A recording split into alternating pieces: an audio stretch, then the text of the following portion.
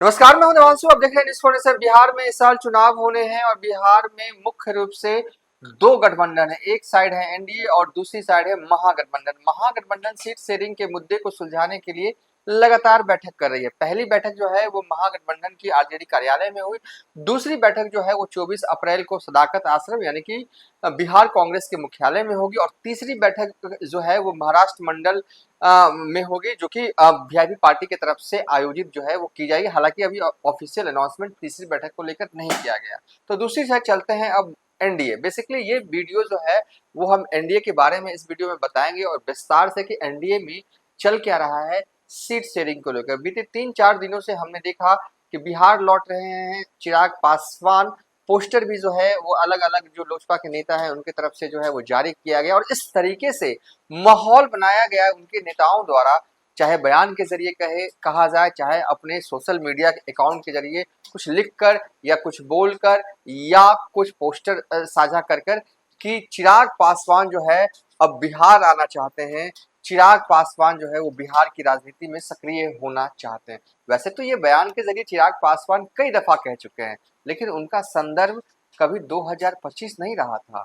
उनका संदर्भ हर बार बाद के वर्षों में यानी कि 2030 में वो आ सकते हैं, 2035 में आ सकते हैं। लेकिन अब जो है वो 3-4 दिनों से ऐसा माहौल बनाया गया चिराग पासवान को लेकर कि चिराग पासवान जो है वो बिहार की राजनीति में या कहें कि एंट्री करने वाले इसी चुनाव में साल में, यानी कि हो सकता है कि वो विधानसभा का भी चुनाव जो है आगामी लड़े। इस तरीके का माहौल बनाया। तो क्या वाकई लड़ने वाले, ये सब हम बता देंगे। लेकिन देखिए अभी का जो मौसम है ना, सावन भादो और क्या कहते हैं वो बैसाख वाला मौसम नहीं है सियासत का। सियासत का ये जो मौसम है वो बार्गेन पॉलिटिक्स वाला है। और ये जो है ना वो 5 साल में जो है वो एक बार आता है और चुनाव से ठीक 4-5 महीना पहले आता ही आता है। और ये समझिए कि बार्गेन पॉलिटिक्स वाला मौसम बिहार में आ चुका है।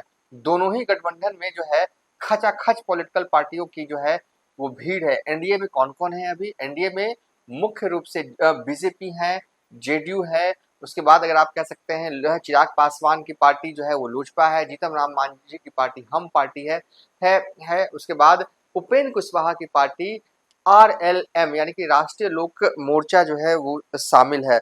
और इन सभी गठबंधन को मिलाकर बनता है एनडीए। बिहार में सीटें हैं 243। कौन कितनी सीटें पे चुनाव लड़ेगा? चिराग प्रेशराइज कर रहे हैं अपने नेता के बयानों के जरिए कि वो जो देखिए, एक तो इंटरनल तौर पर जो जानकारी हमारे पास है, चिराग पासवान की पार्टी की तरफ से 40 सीट की डिमांड की गई है। मांझी तो खुद कई दफा जो है मंच से कह चुके हैं कि उन्हें 40 सीट चाहिए। अब सवाल है कौन कितनी सीटों पे लड़ेगा।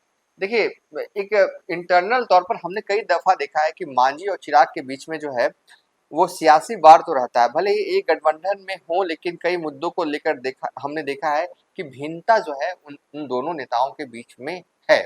जो जानकारी हमारे पास है कि मांझी भी जो है वो सीटें चाहते हैं ज्यादा से ज्यादा और 40 सीट की चाहते हैं। और चिराग पासवान भी जो है वो 40 सीट की डिमांड जो है वो कर रहे हैं। अब 40-40 जोड़ दिया जाए तो 80, कुल सीटें हैं 243। तो भाई साहब सवाल ये है कि जेडीयू और बीजेपी कितनी सीटों पर लड़ेगा।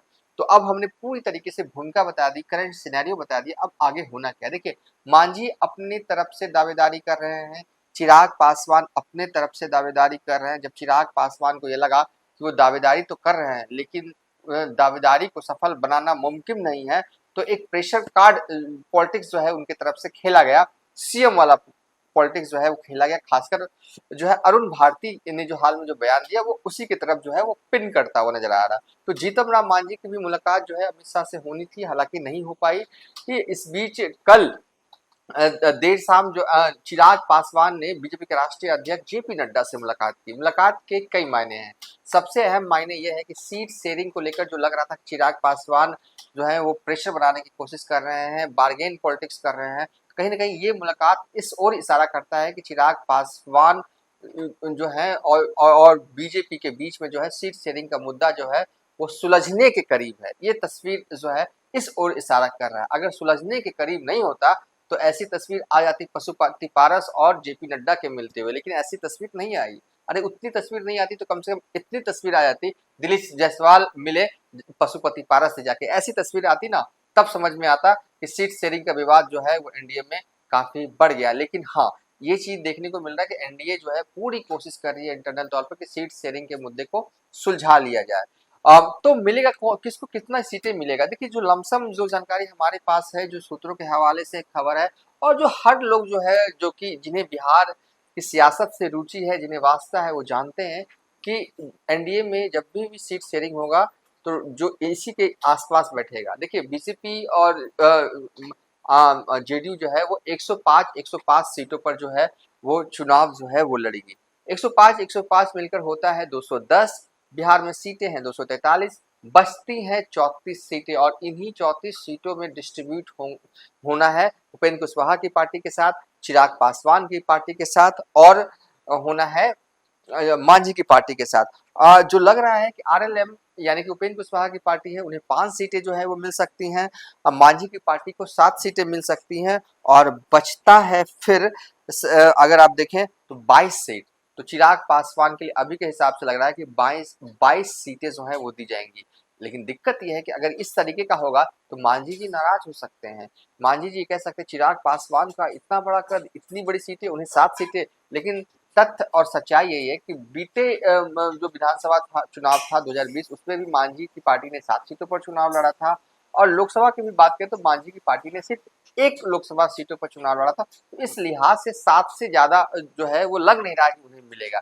अगर मिला 8 मिलता है तो 1 सीट घटेगा चिराग पासवान का, अगर 9 मिलता है तो 2 सीट घटेगा जो है वो चिराग पासवान का। लेकिन ये लगभग तय मानिए, लमसम आंकड़ा मानिए कि चिराग पासवान की पार्टी को 20 से 22 सीटें मिल सकती हैं, और जीतन राम मांझी को 7 से 9 सीटें मिल सकती हैं, और आरएलएम को 5 से 6, 5 ही रखिए क्योंकि 6 वाला गैप नहीं है हमारे पास, 5 तक सीटें जो है वो मिल सकते हैं। एनडीए क्या जो सीट शेयरिंग का हिसाब किताब है यहीं तक रहने वाला है। बहरहाल करंट सिनेरियो क्या है, करंट सिनेरियो ये है कि तमाम राजनीतिक दल जो है वो एनडीए में पूरी कोशिश कर रहे हैं कि वो सीट शेयरिंग के मुद्दे को सुलझा लिया जाए।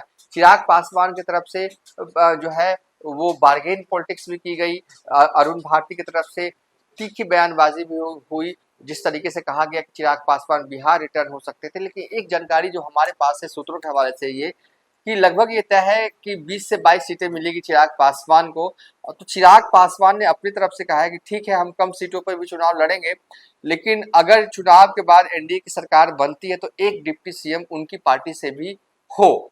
ये डिमांड जो है वो चिराग पासवान की तरफ से की गई, जो हमारे इंटरनल सोर्सेस कह रहे हैं। और ये अच्छी मतलब कहूँगा कि एक अच्छा टैक्टिक्स जो है वो पॉलिटिकल जो है वो चिराग पासवान ने इस्तेमाल किया, क्योंकि वो जानते हैं अगर 20 या 22 सीटों पर भी चुनाव लड़ते हैं सरकार अगर एनडीए की बनती है और उनकी पार्टी का अगर एक डिप्टी सीएम होना, ये मतलब मैं कहूंगा कि सौदा जो है वो अच्छे से जो है वो चिराग पासवान ने कर लिया। अब मांझी का हिसाब किताब यही लग रहा है कि मांझी को जो है वो 7 से 9 सीटें जो है अधिकतम मिल सकती है, और 7 तो लगभग मुझे लगता है कि 7 ही मिलेगी। फिलहाल अभी तक के लिए इतना ही, आप देखते रहिए न्यूज़ फॉर नेशन।